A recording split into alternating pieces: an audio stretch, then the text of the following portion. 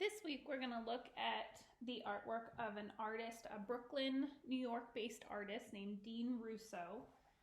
Dean Russo does a lot of artwork with different kinds of animals. He loves to focus on dogs, and he does all these kind of crazy colors and patterns all over his animals. So I thought we could kind of focus on zoo animals, but if you want to do a picture of your dog, you certainly can. So the first thing that I did for this assignment was I printed out an image of a giraffe. And you can see I already started painting it because I wanted it to be dry to be able to show you what we were going to do. But all I did was take a printout of a giraffe. I included on the slideshow some images that you can print out if you don't want to go look for one. I have lions and elephants and giraffes and zebras. Any image that is black and white, first of all, and then you want an image that has kind of a lot of white because we're going to paint and add color wherever there's white. If you don't have a printer, another option is you could take an image from, like I have my iPad here, and I just found an image, this is on Amazon, but I found an image of one of Dean Russo's dogs. It's like a German Shepherd, and all you need to do is you can take your image, you can put down a piece of paper on top of it. Let me grab a pencil real quick. And you can trace what you see through the image. So, whoops, slid around on me.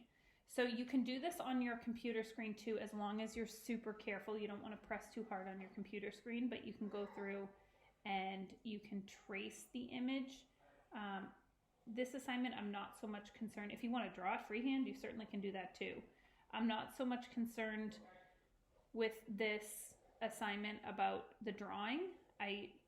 That's why we can print something out. I want to see the colors that you're choosing, and I want to see the patterns that you're using. But so you can kind of go through, clicked off.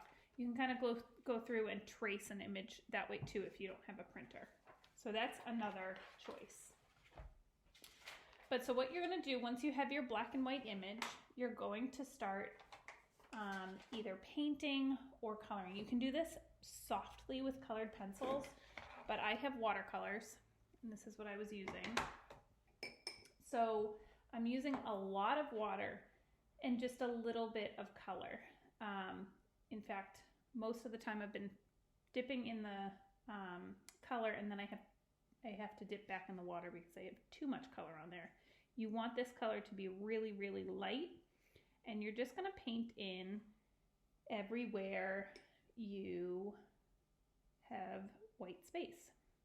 And I was kind of doing this rainbow transition color, so I went from orange to yellow because yellow is the next color in the color wheel. And then from yellow, I could transition to maybe some yellow green and kind of get the colors going that way. But you can do this however you like. So I'll do a little bit on the mane right here. I think that's, I don't know if that's what you call it on a giraffe, but okay.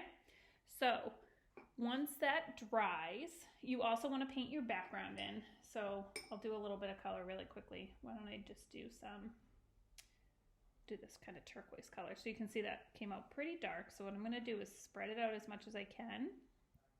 And then I'm going to take some more water and help spread it out even more. But so I'll take that color and I will make my whole background like that. And I'm just kind of squaring off, making a rectangle around the image. I'm not going right to the edges. You can go right to the edge if you want. But so I would finish that over the whole thing. Then what you're gonna do once it's all dry, you're gonna take some markers. If you're using colored pencils, you can do this with colored pencils and just press down harder.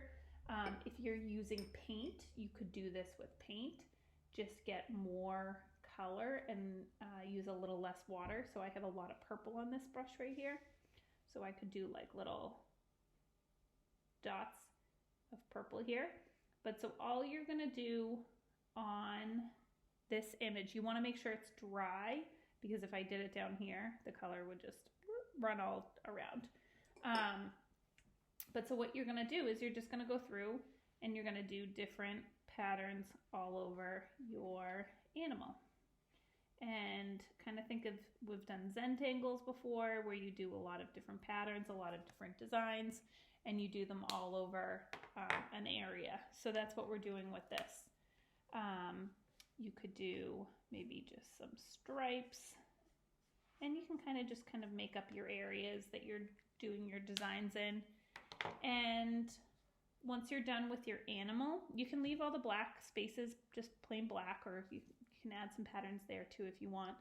I also did a little bit of detail in my background. So here's my finished artwork. So you can see I painted in all those white spaces. I painted in the background, and then I went back in with my markers and I just added some patterns and designs on top, and I did a little bit of detail in the background as well. Have fun with this one. It's kind of a quick and easy one.